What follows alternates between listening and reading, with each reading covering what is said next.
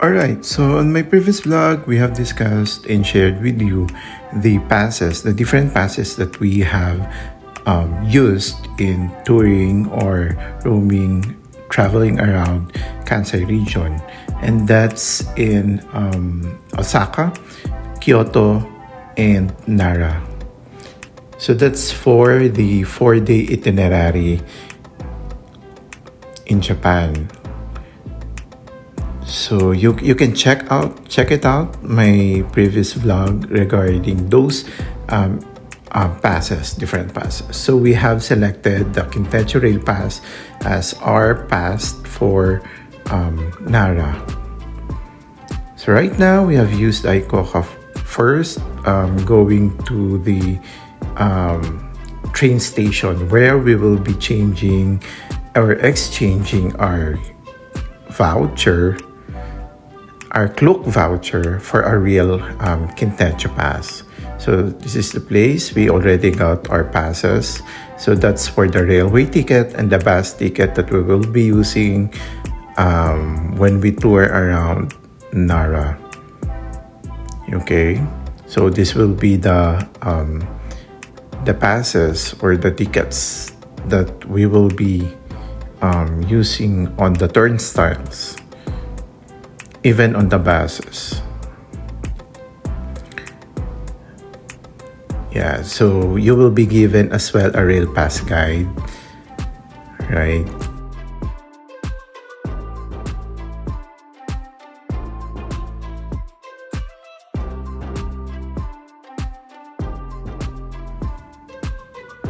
So that's it, that's our time. We already selected the Rapid Express train. This is a salon car for the Limited Express, but at that moment all the seats were already taken.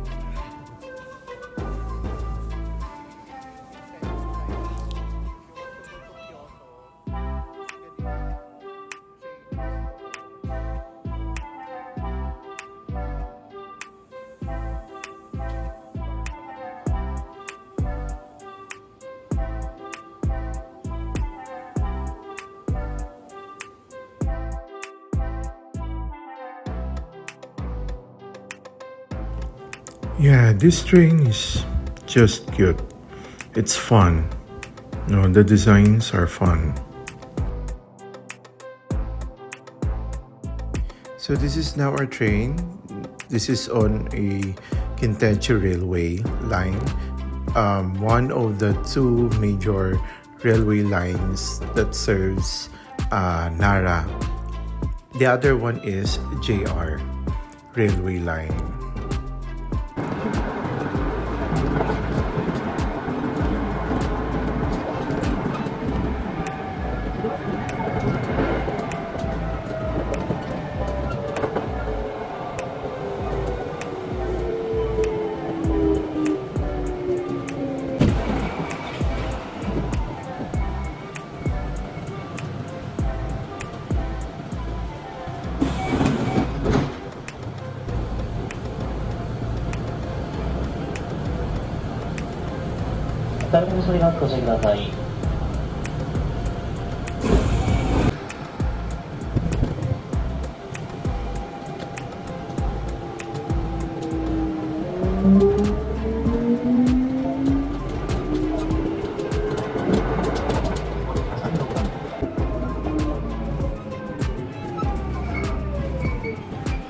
Alright, so we now reach the last station in Kintetsu Railway, and this is in Nara.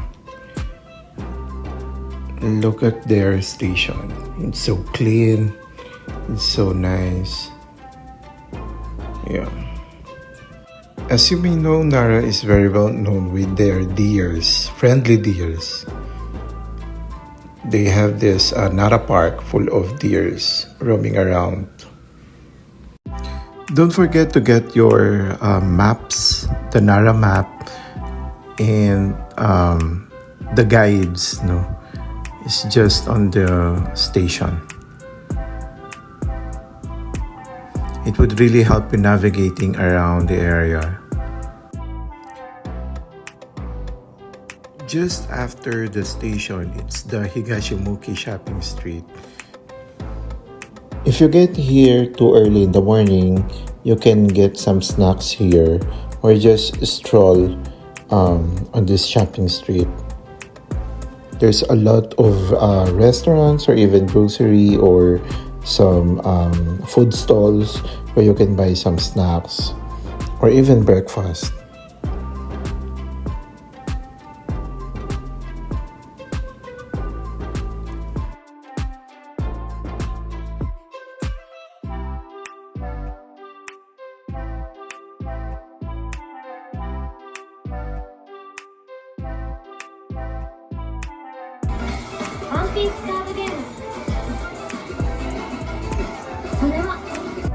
So we tried to buy something in Daiso, and there's a self-help payment counter. So we tried,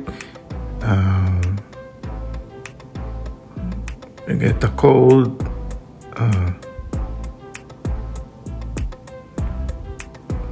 trying to navigate through the machine, and now we're paying.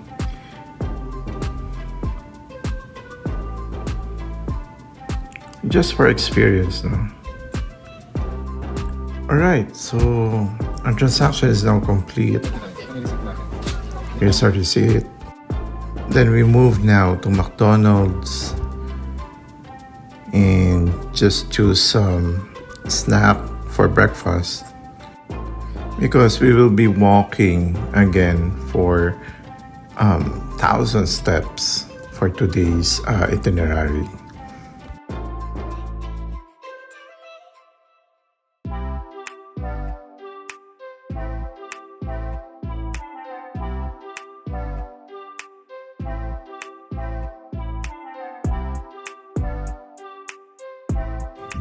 You would know if you are near Nara Park when you start seeing deers roaming around, spotted deers. Actually, they are friendly. So we just bought some crackers, some feeds for the deers, just to experience how is it feeding the deers. No? Let's see.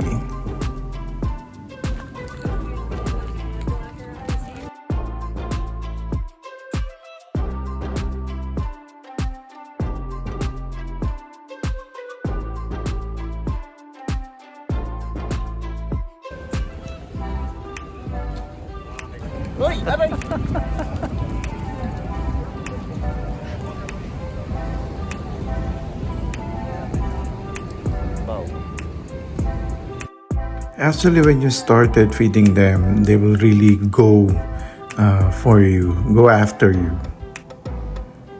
And they won't stop.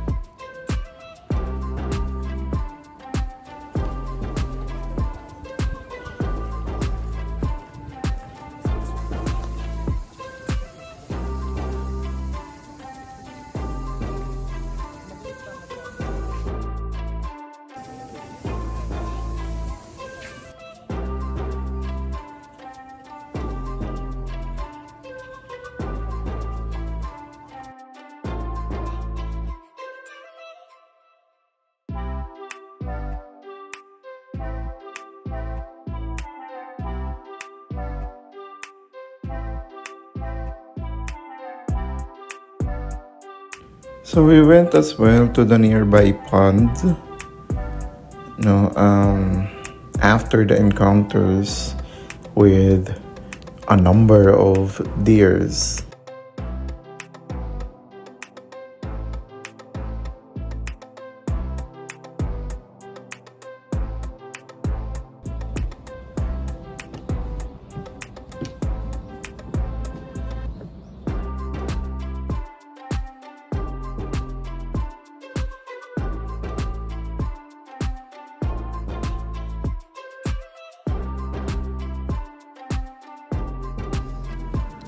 So we're hungry again, so we look for a good place to eat.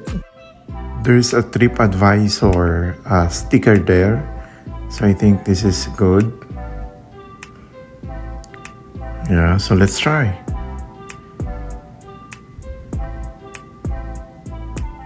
This is the fish broth that you can use later on your orders.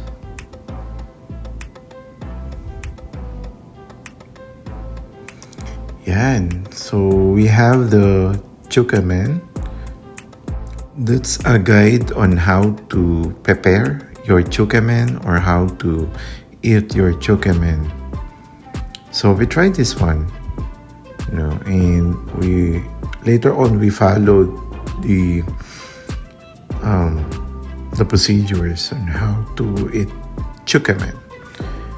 And this is one of the bestseller drink here, so we tried that one as well. Alright, so this is our order. This is the chukamen. The pasta or the noodles is separate with the slice of pork, and this is the broth. This is so strong actually, so you have to dip that noodles on that broth. You have to add that spice. So we have as well some cup of rice, right? You can put it there. And also we have the boiled egg, raw egg rather. That's a raw egg. Right, so you can preheat that one again there.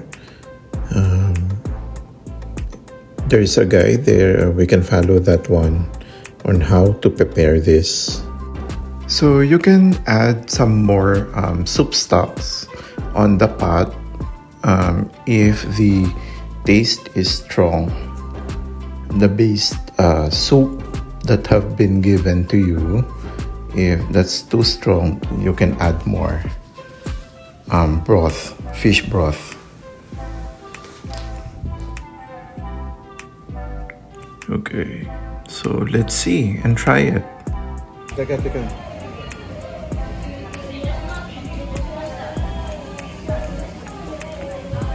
Added some spice. Let's get some noodle. And let's dip according to the procedures. You can just have some noodles and dip it on the broth. Okay. And then saka mo siya kakainin. Actually, it is strong. That's for me. So I decided later on to add more fish stock. Okay naman. Okay. Right. So Hindi ko maubos yung I'll try to mix the other ingredients or the other yung natitirang soup. ingredients on that mixture Kanin to make a porridge. on our broth And then saka ilalagay itlog. to make a porridge. So yun yung ilalagay natin. Actually, it's kinda something like a congee or a porridge. Yeah. So the soup, let's preheat again. Paano nga ito?